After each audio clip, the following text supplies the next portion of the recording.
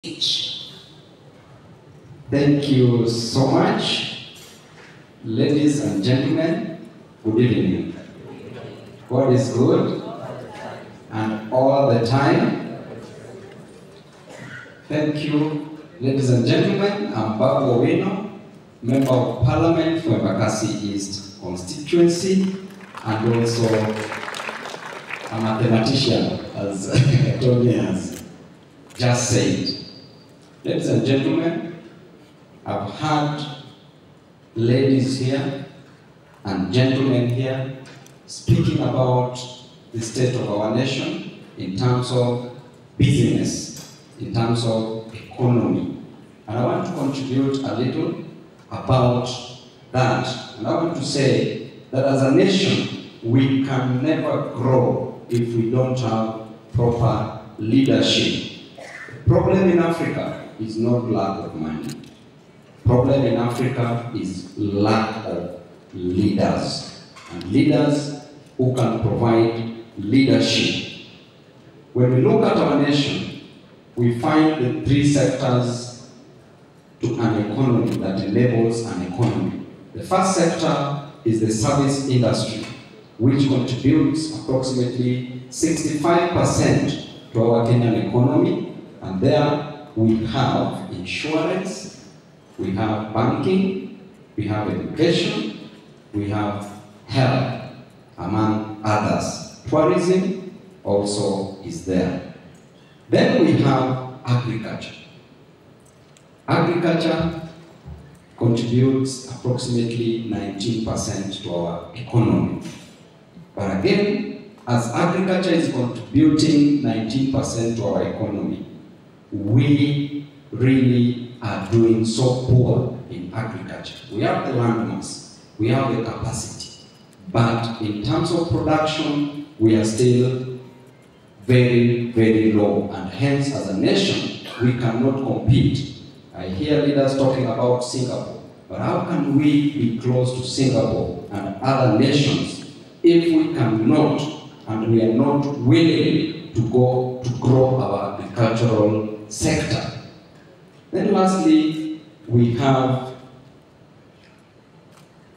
construction and manufacturing, which contributes approximately 16% to our economy. If you ask me about the issue of constructing houses, I'm sorry, I've never supported the idea of the affordable houses. Why am I saying so? I'm supporting it with facts, not factoids. Facts. That number one, houses are not issues of concern to Kenyan citizens. Why? Because we have high cost of living that is disturbing Kenyans. We have overtaxation disturbing Kenyans. We have unemployment disturbing Kenyans. If you want to cure housing issues, then provide jobs and people will construct their own houses.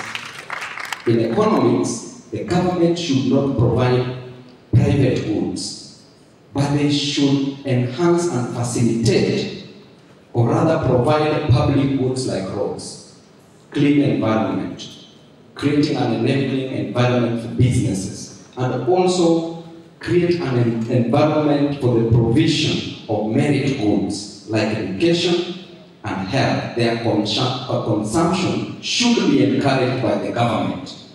But private good as a house should not. It is not the work of the government to provide a house for its citizens, but to provide jobs for people to build their own houses. Instead, that money should be used for example, creating better transport system. If we had a serious transport system where we have an electric train moving from Nairobi, passing through Nakuru to Kisumu, then another one going all the way to Mombasa, then believe you me, people in Kisumu can come and work in Kisumu, then in 40 minutes they work in Nairobi, in 40 minutes they'll be back in Kisumu, without a problem.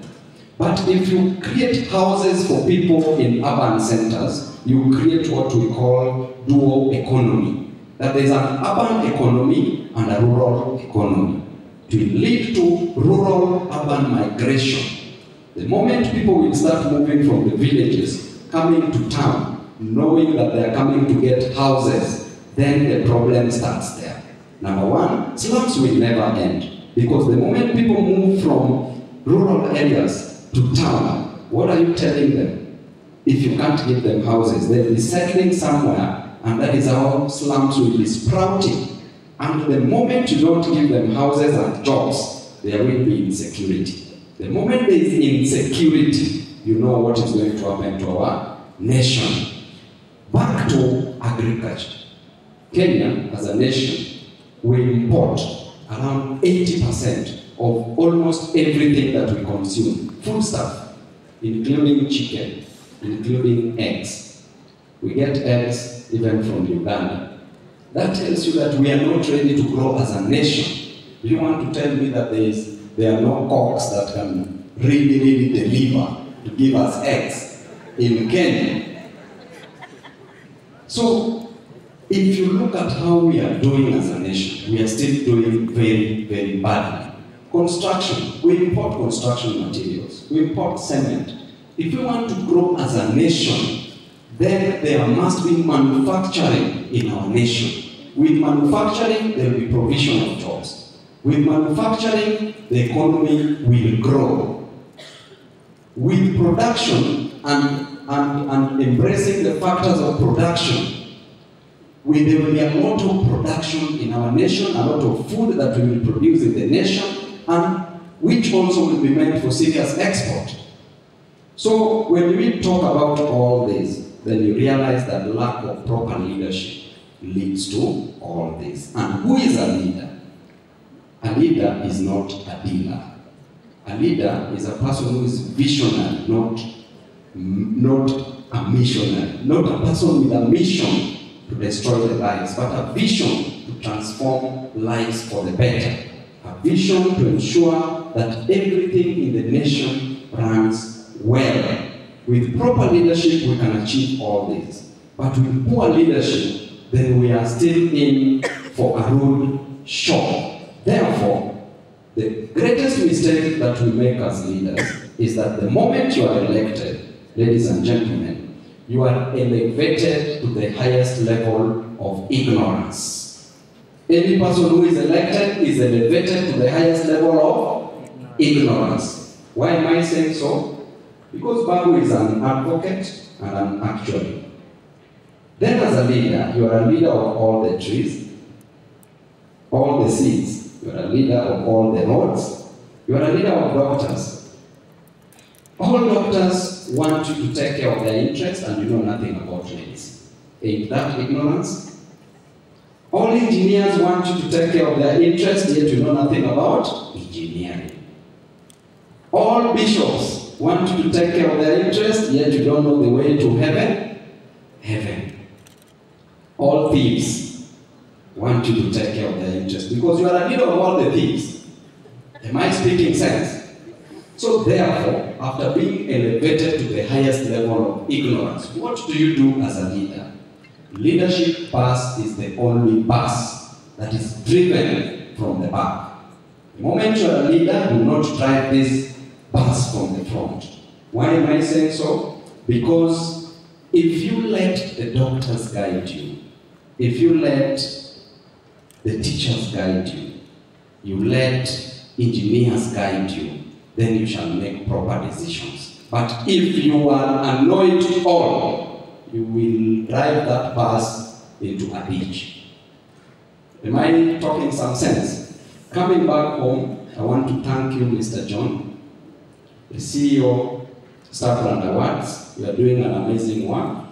Star Brand is a great brand that is recognizing the efforts made by leaders in this country. You've gone beyond political leadership to the corporate leadership, and that is an amazing work. As Babu winner, the award that I'm receiving today, I dedicate it to our brothers and sisters in various schools. And why am I doing so? Because if you never believed that God existed, look at me. Why if not for God, I would have never been here today. Why if not for God, Babu Owino would have never stepped in Nairobi. The first time that I stepped in Nairobi, and a city for that matter, was in the year 2007, September 13, when I was coming to the university.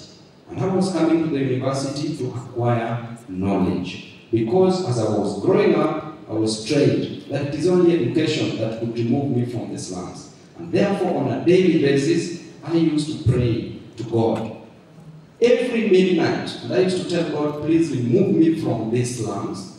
And when I get out of these slums, I will never forget about you.